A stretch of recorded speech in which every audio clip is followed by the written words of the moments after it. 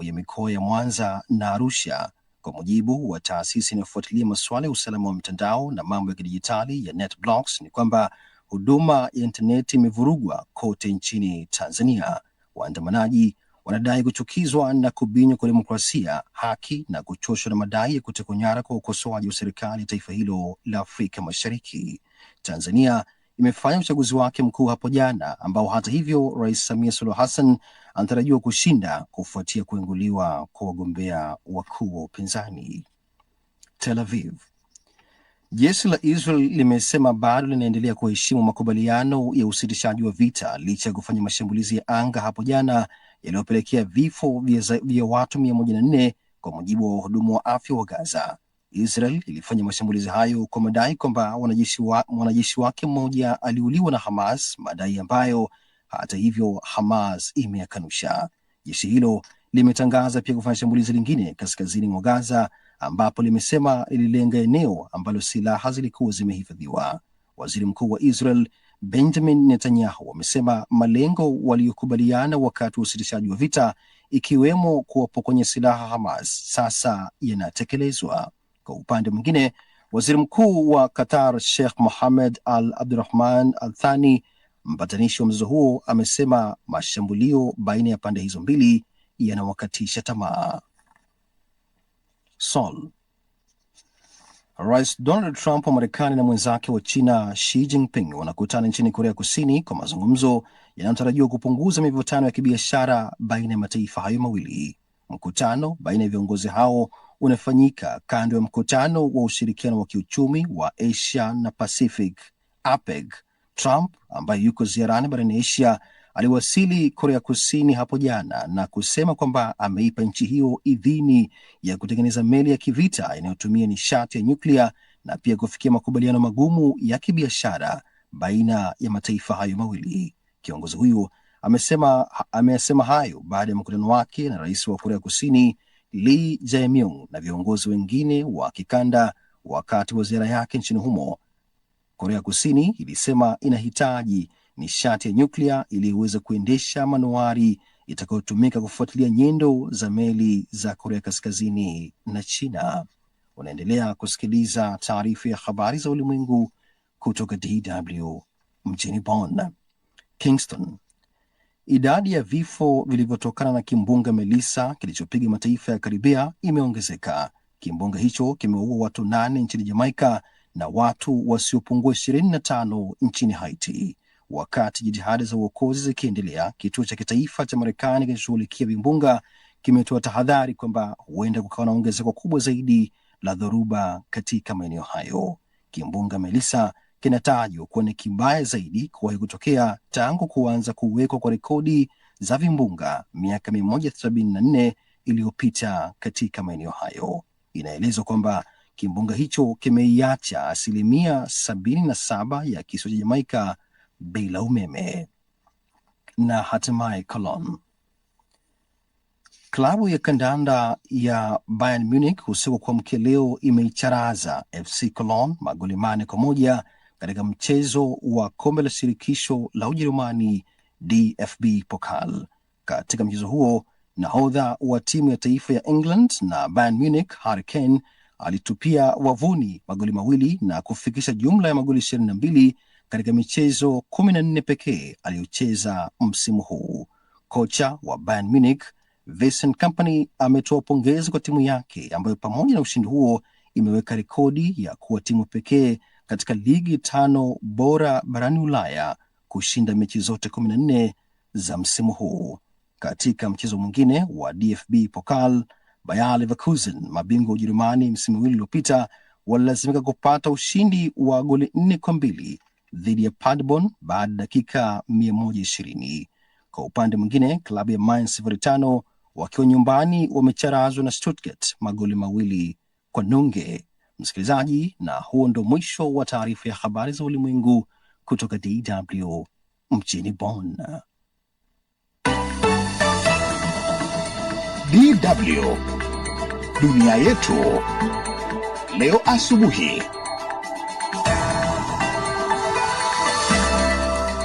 Taarifa ya habari za ulimwengu imesomwa na Suleiman Mwiru. Miongoni mwa tulionayo asubuhi hii, shughuli ya kuhesabu kura yaendelea Tanzania baada ya upigaji kura wa hapo jana.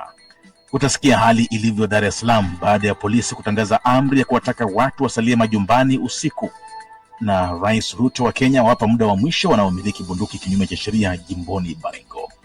Matangazo haya yanasikika pia kupitia redio mbalimbali wa shirika na pia kwenye internet. Tafuta DW kwenye YouTube na Facebook. Mimi ni Bruce Amani. Uchambuzi wa ripoti zetu unaanzia huko nchini Tanzania, ambapo polisi nchini humo walitoa amri ya kutotoka nje jijini Dar es Salaam jana jioni baada ya kuzuka kwa vurumai kwenye jiji hilo kuu la kibiashara, wakati mamia ya vijana walipoteremka mitaani kupinga uchaguzi mkuu uliokuwa unafanyika. Mengi zaidi ni katika ripoti ya Suleiman Mwiro. Baada ya kutokea kwa maandamano yenye ghasia katika jiji kubwa la kibiashara nchini Tanzania, polisi nchini humo ilitangaza amri ya kutotoka nje baada ya saa 12 jioni. Hata hivyo, hata baada ya muda huo kupita, mitandao ya kijamii iliendelea kuripoti kwamba maandamano bado yalikuwa yanaendelea katika jiji hilo. Hicho ni kituo cha kupiga kura. Hamna kupiga kura hapa. Watu kwa barabarani kule. Maandamano mengine yameripotiwa pia katika maeneo ya mikoa ya Mwanza na Arusha. Kwa mujibu wa taasisi inayofuatilia masuala ya usalama wa mtandao na mambo ya kidijitali ya NetBlocks, ni kwamba huduma ya intaneti imevurugwa kote nchini Tanzania. Katika mitandao mbalimbali ya kijamii, video za vijana wanaoandamana zimesambaa zikiwaonyesha vijana hao wakirusha mawe kwa vikosi vya usalama na kuwasha moto kwenye baadhi ya maduka na majengo, ikiwemo sheli za mafuta. Mashuhuda wanasema maandamano makali yameshuhudiwa katika vitongoji kadhaa vya jiji kuu la kibiashara nchini Tanzania la Dar es Salaam. Katika moja ya video inayosambaa mtandaoni, inaonyesha vijana kadhaa wakiwa katika mitaa ya jiji la kaskazini mwa nchi hiyo la Arusha, huku moshi mweusi ukitanda nyuma na wao wakiimba tunataka nchi yetu. Waandamanaji wanadai kuchukizwa na vitendo vya kubinywa kwa demokrasia, haki na kuchoshwa na madai ya kutekwa nyara kwa wakosoaji wa serikali ya taifa hilo la Afrika Mashariki. Shirika la habari la Reuters limesema limejaribu kuwatafuta polisi na msemaji wa serikali kutoa maoni bila mafanikio. Tanzania imefanya uchaguzi wake mkuu hapo jana, ambao Rais Samia Suluhu Hassan anatarajiwa kushinda kufuatia kuinguliwa kwa wagombea wakuu wa upinzani. Chama kikuu cha upinzani nchini humo, Chadema, hakijashiriki uchaguzi huo kwa madai ya mpaka yafanyike marekebisho ya mifumo ya uchaguzi, na mwenyekiti wake Tundu Lissu yupo gerezani tangu mwezi Aprili kwa makosa ya uhaini. Makamu wake John Heche naye anashikiliwa na jeshi la polisi. Chama kingine cha ACT Wazalendo, mgombea wake wa nafasi ya urais kwa upande wa Tanzania Bara, Luhaga Mpina, naye aliwekewa kigingi baada ya mapingamizi kadhaa dhidi yake. Baada ya ripoti hiyo ya Suleiman, tunajiunga kwa njia ya simu na mwandishi wetu wa Dar es Salaam, George Njogopa. George, kumekucha. Bila shaka kumekucha, kama wanavyosema wa Tanzania, kumekucha na makucha yake. Bila shaka. Kwanza kabisa, unaweza kueleza hali ilivyo hapo tangu amri ya kutotembea nje usiku ilipotangazwa na jeshi la polisi hapo Dar es Salaam? Dar es Salaam kwa mara ya kwanza wanashuhudia amri ya jeshi la polisi ikitaka kusalia majumbani ifikapo saa 12 jioni, tangazo ambalo kidogo liliwashtua wengi na lilishuhudiwa ilipofika saa 12 ile watu walimiminika katika maeneo ya kupata mahitaji ili kujisitiri majumbani mwao. Kulikuwa na hali ya utulivu kiasi katika maeneo mengi, lakini ripoti zinasema katika baadhi ya maeneo bado kulikuwa na mizunguko ya watu wakipita huko na kule, na usafiri ulikuwa ukionekana kwa watu binafsi wakitembea. Lakini ripoti zinaonyesha kwamba uharibifu umekuwa maeneo mengi, ukiachilia mbali maeneo ambayo yalifahamika tangu asubuhi kama Kimara, Kariakoo na Magubeni na maeneo ya Sinza. Lakini baada ya ripoti mujibu wa wakazi wa maeneo kama huko Tegeta, Salasala, uharibifu pia umefanyika ambako vijana watu wakiwa yalenga maeneo maalum kama vile uchomaji vituo vya mafuta, na inavyoonekana wanalenga vituo maalum kabisa uchomaji huu. Kwa hivyo hali jumla ilivyo, kuna hali ya utulivu na sasa ndio kuna kucha mambo yako hivyo. Sasa wakazi wanaruhusiwa kuendelea na shughuli zao asubuhi hii au wanasalia majumbani? Maana tangazo la jeshi la polisi halikuwa wazi, lilisema tu watu wasiwe nje kuanzia saa 12 jioni. Na kwa siku ngapi wamesema? Kwa mujibu wa kamanda mkuu wa jeshi la polisi IGP Camillus Wambura kwamba kuanzia saa 12 jioni, kwa hivyo inamaanisha kwamba jioni na alfajiri watu wanaanza na shughuli zao. Lakini baadaye serikali ilitoa tangazo ikiwataka watumishi wa umma kusalia majumbani kufanyia kazi zao majumbani nchi nzima, wafanyia isipokuwa wale wenye uhitaji maalum wanaweza kwenda katika maofisi yao. Tangazo hili pia limepata msukumo mwingine kwamba katibu mkuu kiongozi naye ametoa tangazo akiwataka wanafunzi wa shule za msingi na vyuo pia kujisomea majumbani kwa siku ya leo, siku ya tarehe 30 mpaka hapo itakapoarifiwa vinginevyo. Kwa hivyo kumekuwa na hali hii kwamba wafanyakazi na hata pia wananchi wa kawaida wametahadharishwa kwamba iwezekanavyo wafanye shughuli zao majumbani, wasiende katika mizunguko ya huku na kule. Kwa hivyo hali hiyo ndio iko hivyo. Naam, George, tunafahamu kwamba huduma za internet zimekatwa huko, lakini tangu jana tumeona video na picha zikisambaa kwenye mitandao ya kijamii ambazo nyingine inakuwa ni vigumu sana kudhibitisha, lakini kuna ripoti yoyote iliyotolewa na vyombo vya usalama kuhusu matukio hayo ya jana, kwa maana ya hasara iliyotokea, vifo, majeruhi? Bruce, kwa sababu tukio lenyewe limetokea jana siku nzima na uharibifu, makundi haya ya vijana wameendelea hadi usiku. Kwa hivyo imekuwa kidogo ni nadra sana vyombo vya ulinzi na usalama kutoa tathmini ya haraka kuwafahamu namna uharibifu ulivyofanyika, lakini kwa hali ya macho ya kushuhudia na picha unavyoziona, uharibifu ni mkubwa. Mali za umma, mali za watu binafsi zimeharibiwa, miundombinu imeharibiwa. Kuna ripoti kwamba kuna picha kwamba ni vigumu kudhibitisha kwa sasa. Kuna majeruhi wengi wanashuhudiwa katika picha zinazosambaa wamejeruhiwa. Kwa hivyo bila shaka itahitaji kusubiri kwa muda kujua namna hali halisi ilivyo. Namna vipi huduma za internet zimeanza kurejea ama bado ni hali kama ilivyokuwa jana? Hadi wakati tunazungumza nao bado internet ni kitendawili na huduma hii haijapatikana maeneo yote hapa nchini. Kwa hiyo haifahamiki internet itarejea lini hadi wakati huu. Ni George Njogopa huyo, mwandishi wetu wa Dar es Salaam. Tukitoka Dar tunaelekea visiwani Zanzibar na Sudi Mnete anafuatilia shughuli inavyokwenda huko. Sudi, habari za wakati huu, na hebu tueleze kwanza hali ikoje tangu kumalizika kwa upigaji kura hapo jana? Kwa jumla, Bruce, naweza kusema hali imekuwa ya utulivu kabisa.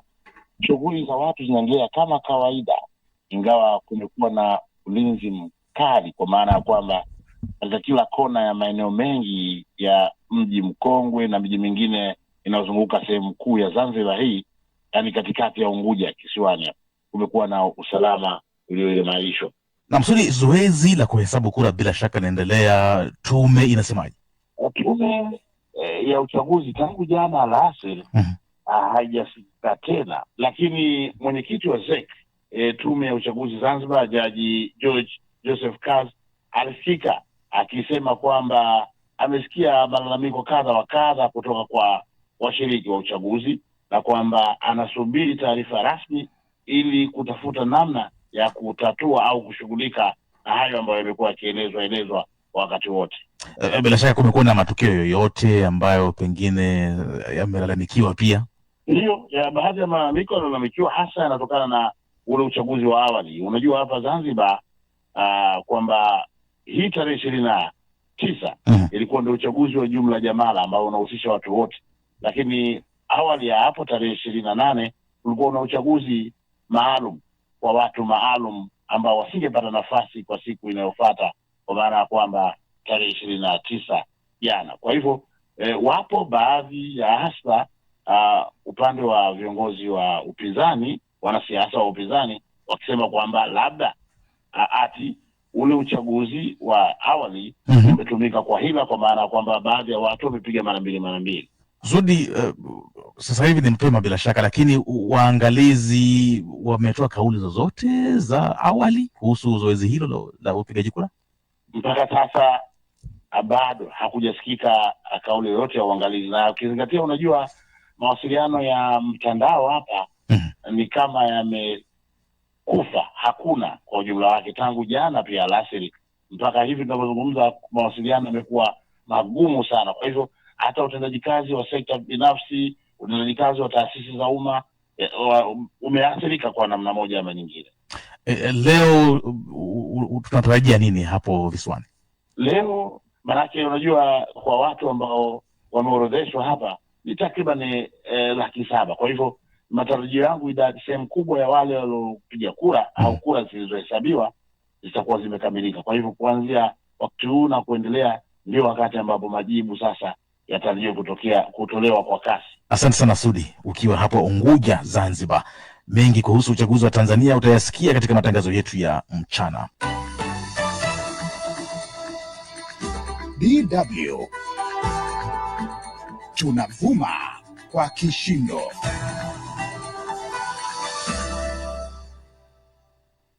Kama ndio unajiunga nasi, hii ni Dunia Yetu Leo asubuhi kutoka studio zetu za Bonn, Ujerumani, na unaweza pia kutusikiliza mubashara kupitia tovuti yetu, fungua dw.com/Kiswahili. Lakini pia unaweza kutufuatilia kwenye mitandao yetu ya kijamii, ukifungua Instagram na pia TikTok. Unaweza kutupata kwa anwani ya DW Kiswahili. Rais wa Kenya William Ruto amewapa muda wa mwisho na kutoa onyo kwa watu wanaomiliki bunduki kinyume cha sheria katika jimbo la Baringo kwamba watakabiliwa bila huruma. Matamshi yake yanajiri wakati visa vya mauaji vikiendelea kuripotiwa katika majimbo yanakoendelea operesheni ya kijeshi ya kutoa bunduki haramu. Mwandishi wetu Michael Kwena yuko jimboni Pokot Magharibi na hii hapa ni ripoti yake. Licha ya operesheni ya kijeshi ya kupambana na uhalifu inayoendelea katika majimbo takriban 7 kwenye eneo pana la Bonde la Ufa, bado mauaji yanayosababishwa na mitutu ya bunduki inaendelea kuripotiwa. Tukio la hivi karibuni likiwa ni mauaji ya watu 4 katika jimbo la Pokot Magharibi baada ya kuvamiwa na wahuni waliokuwa wamejihami kwa bunduki. Mchambuzi wa masuala ya kiusalama George Musamali amesema operesheni inaendelea kukomesha uhalifu eneo la Bonde la Ufa halijazaa matunda yoyote licha kuendelea kwa zaidi ya mwaka mmoja sasa. Wale ambao wana silaha haramu huondoka katika yale maeneo na kwenda katika sehemu fiche, na kisha baada ya operesheni kukamilika basi wanarejelea na kuendelea na uharamia wao. Kwa hivyo hatuoni tofauti yote hadi itakavyokuwa baada ya rais kutoa tamko. Manake tangu serikali ya Kenya Kwanza ichukue usukani tumekuwa kwa operesheni za kijeshi katika maeneo hayo, na hili ndilo lilichangia kifo cha Bwana Ogolla, amiri jeshi mkuu wa Kenya, na mpaka hivi sasa wale wanajeshi wapo. Kwa hivyo hatuoni sura ikibadilika wakati huu baada ya rais kuzungumzia swala hili. Siku ya Jumanne akiwa katika ziara katika jimbo la Baringo, Rais William Ruto alitangaza mapambano makali kwa wanaomiliki silaha kinyume cha sheria, akionya hatua kali zitachukuliwa dhidi yao. Wamerejesha bunduki 600. Bado tunajua tuko na bunduki zingine ambazo hazijakuja. Tunajua imekuwa hapa kwa miaka karibu 30, but imefika siku ya mwisho. Na siku ya mwisho ndio sasa. Tunaelewana watu wa Baringo? Si hao watu kila mtu arudishe bunduki kama maneno bado haijaharibika. Ikumbukwe mwezi uliopita serikali ilikuwa imetoa makataa siku 7 kwa raia katika majimbo Turkana na Pokot Magharibi kusalimisha bunduki haramu au adhibiwe vikali, ila hadi leo bado hakuna hatua zilizochukuliwa kwa waliokosa kuzirejesha licha ya muda wa msamaha kukamilika. Waziri wa usalama wa ndani Kipchumba Murkomen mara si moja amekuwa akitoa vitisho kwa majangili kukabiliwa bila huruma, ila hayo yote yamesalia hekaya. We will make sure that all guns... Tutahakikisha kwamba silaha zote haramu zinazomilikiwa na raia zinaondolewa ili wananchi waishi kwa amani. Civilians are removed so that people can live in peace.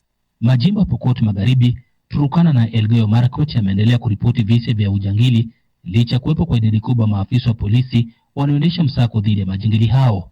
Kwa wakazi wengi, operesheni hii ya kijeshi inayoendeshwa haina umuhimu wote kwao, kwani visa vya ujangili vinaendelea kuripotiwa licha uwepo wa maafisa wa usalama. Tudumishe amani, tusilipize. Tumepoteza watu wetu wengi, lakini tusilipize. Wacha tuachie serikali ifanye kazi yake. Viongozi kutoka majimbo husika wamekuwa wakikosoa operesheni ya kijeshi wakisema imepoteza lengo lake na kwamba zoezi hilo linatumika kwa faida ya wanasiasa. Michael Kwena, DW, Kapenguria. Na licha ya Rais Donald Trump kufuta misaada yote kigeni mapema mwaka huu, Marekani imeendelea kufadhili mradi wa kuondoa mabomu yaliyotegwa ardhini nchini Nigeria. Hatua hii imelipunguzia wasiwasi shirika la Umoja Mataifa linalosimamia mradi huo UNMAS katika nchi hiyo. Emmanuel Lubega na taarifa zaidi. Wasimamizi wa mradi huo walikuwa wamejipanga kutegemea wafadhili wengine wakati serikali ya Marekani ilipohakikishia kwamba ingeendelea kufadhili mradi huo. Hivi majuzi wamepokea $200 million 25,000 ambazo anaelezea kuwa zitawasukuma hadi angalau mwezi Machi mwaka ujao 2026. Kulingana na takwimu, vilipuzi vya kuundwa viliwaua na kujeruhi raia 418 kaskazini mashariki mwa Nigeria mwaka jana 2024. Idadi hii ilikuwa mara 2 ya mwaka uliotangulia. Hata hivyo, wasimamizi wa mradi huo hawakuwa na uhakika kama kiwango cha janga hilo kingewapelekea wafadhili wa Marekani kuzingatia kuendelea kutoa misaada inayolenga kuepusha vifo na majeraha kwa raia wasio na hatia. Itakumbukwa kuwa Marekani ilifuta hata misaada msingi ya chakula na matibabu kwa idadi kubwa ya watu duniani, na kwa hiyo hapakuwa na uhakika kama ingeendelea kufadhili mradi huo wa kukabiliana na uondoshaji wa mabomu ya kutegwa ardhini. Edwin Fegman, mkuu wa mpango huo nchini Nigeria, amefahamisha kuwa Marekani kupitia shirika lake la misaada USAID ilikuwa ikifadhili 20% ya bajeti yao ya kila mwaka kwa mradi huo. Chini ya mradi huo, raia wamefunzwa jinsi ya kuchukua tahadhari, kuanzia kuwa makini kwa kuzingatia usalama wao wakiwa katika mashamba au vijijini kwao, kubaini mabomu hayo, njia za kutoa taarifa kuhusu mabomu hayo wanaposhuku eneo fulani si salama, na pia tahadhari ya kuchukuliwa yanapokuwa yakiteguliwa. Idadi kubwa ya mabomu hayo yanadaiwa kutegwa na makundi ya kijihadi yaliyovamia maeneo ya kaskazini mashariki mwa Nigeria kuanzia mwaka 2009 katika kipindi cha wimbi la mzozo wa Boko Haram. Sintofahamu hii ndio ilisababisha kuanzishwa kwa kambi za usalama kwa raia, na kwa zaidi ya miaka 10 wameishi katika makazi hayo. Tangu mwaka 2024, mradi huo umewezesha maafisa wa usalama kupata mafunzo ya jinsi ya kushughulikia mabomu yaliyotegwa ardhini. Jukumu hili limehusisha serikali ya Nigeria katika kuanzisha kituo cha kufuatilia juhudi hizo, ambapo raia wamehusishwa moja kwa moja. Mama kwa jina Hauwa Inusa mwenye umri wa miaka 60 aliyeishi katika kambi ameelezea kuwa sasa ana maarifa na stadi za kuweka alama mahala ambapo anashuku bomu limetegwa ardhini. Mwisho wa uchambuzi wa ripoti zetu kwa asubuhi hii. Baki nasi. Je, unatafuta mitindo, vichekesho na challenge za hivi punde? Tazama akaunti yetu mpya ya DW Kiswahili ya TikTok. Tumepakia maudhui moto moto yatakayokuburudisha kwa saa nyingi, kuanzia challenge za densi hadi skits za kufurahisha. Kuna kitu kwa kila mtu. Usikose, tufuate sasa katika DW Kiswahili na ujiunge na burudani. Hiyo ni DW Kiswahili kwenye TikTok. DW Kiswahili kwenye TikTok. Tuonane hapo. DW Wanawake na Maendeleo.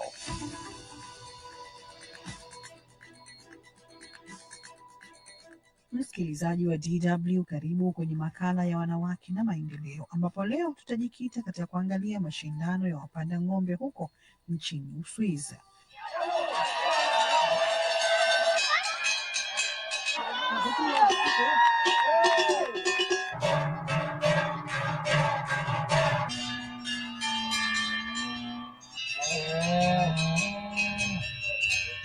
Mimi ni Najat Omar. Katika milima ya Zermatt huko nchini Uswizi tangu mwaka 2023, wanawake wakulima walianzisha mchezo wa kipekee wa The Great Amphar Cow Chase, maarufu kwa jina la ucheshi la Fast and the Furious.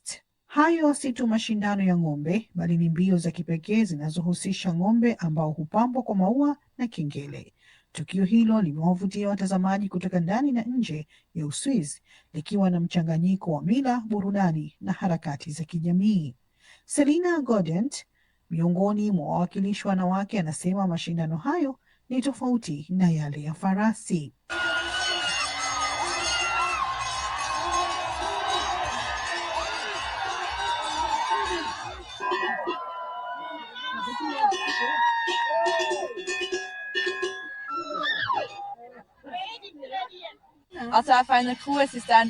Kupanda ng'ombe ni tofauti kabisa na kupanda farasi. Ni jambo lisilotabirika zaidi na unalazimika kushikilia kwa nguvu sana. Huwezi kumwelekeza ng'ombe, hilo ndio tofauti kubwa. Na pia ni sehemu ya kukalia iliyo na starehe, jambo linalofanya iwe kazi ngumu zaidi. Sherehe hiyo ya kipekee ni sehemu ya kuendeleza mila ya jadi ya Alfazug, shughuli ya kushusha ng'ombe kutoka milimani kuelekea mabondeni kabla ya msimu wa baridi, huku lengo haswa ni kutoa fursa ya jukwaa kwa wanawake wakulima kuonyesha na kusherehekewa. na huku kuvutia watalii. Bettina Nadig ni kocha wa mashindano hayo, anasema kuwa hivi ndivyo vigezo wanavyoangalia kwenye ng'ombe. Ng'ombe anapaswa kuwa mchanga, mwenye uchangamfu na aweze kukimbia na kuruka kwa haraka. Kwa mwaka 2023 wanawake 20 walishiriki, na mwaka uliofuata idadi hiyo iliongezeka hadi zaidi ya wanawake 30, ikiwa ni ishara ya kukua kwa umaarufu wa tukio hilo. Mbio hizo hufanyika kwenye njia ya takriban kilomita 5. Rome Rauf ni mratibu wa mashindano hayo, amesema wanawake hao walikuja na wazo la kuandaa mchezo wa aina hiyo. Wanaume hawakulikataa wazo hilo, wakisema kwamba ingekuwa ni vigumu sana kufanya hivyo wanawake wakajifunza kwa siri peke yao. Ndiyo maana hadi leo ni wanawake tu ndio wanaruhusiwa kushiriki. Bettina und Brigitte führen bitte Sie zwei, das sind ehemalige Siegerinnen, und die haben einfach gesagt, ja, es kann nicht. Als angefangen hat eigentlich alles die Alpen hier in der Region. Na kila ng'ombe hushiriki kwa hiari kabisa. Kabla ya tukio, tunachagua tu wale ng'ombe wanaoonekana kweli wana hamu ya kushiriki. Kwao ni burudani. Wakati wa mazoezi, mara nyingine wanaweza kukimbia kwa kasi sana, lakini siku ya mashindano mwingine hawana hamu kabisa, na hilo ni sawa. Kama ng'ombe anataka kukimbia, hatakimbia, hukaa tu mahali alipo. Und darum dürfen momentan auch nur Frauen reiten. Ingawa linaonekana kama tukio la burudani, lakini mashindano hayo yanatoa nafasi kwa wanawake kuonekana, kusikika na kusherehekewa katika jamii ambazo mara nyingi mchango wao hupuuzwa. Msikilizaji wa DW, asante kwa kusikiliza makala ya wanawake na maendeleo, ambapo leo tumejikita zaidi kuangalia mashindano ya ng'ombe kwa wanawake huko nchini Uswizi. Mimi ni Najet Omar, hadi wakati mwingine, kwa heri na shukran.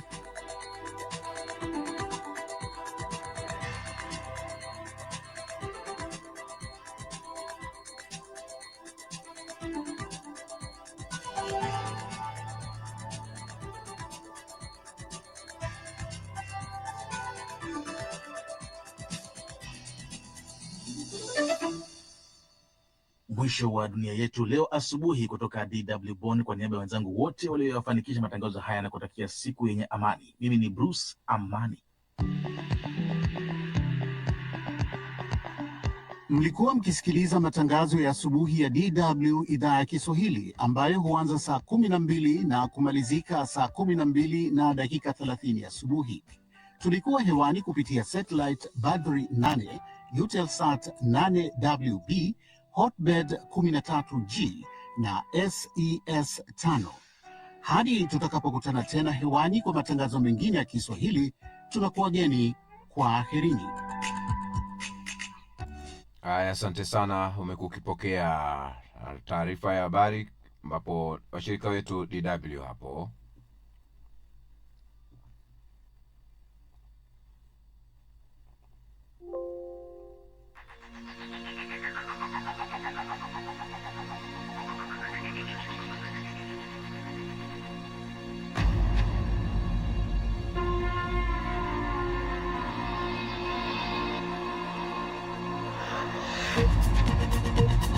Kiziba mkonga cha sasa.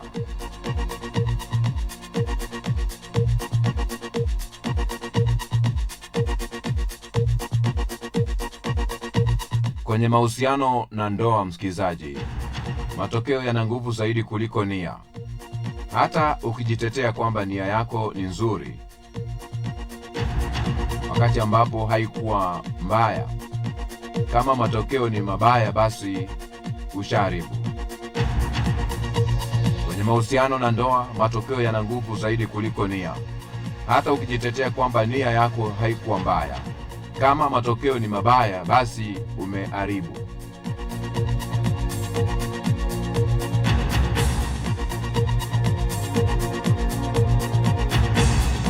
Kosa kubwa unalofanya unapokosea ni kufikiri kwamba wewe peke yako ndiyo mkosaji.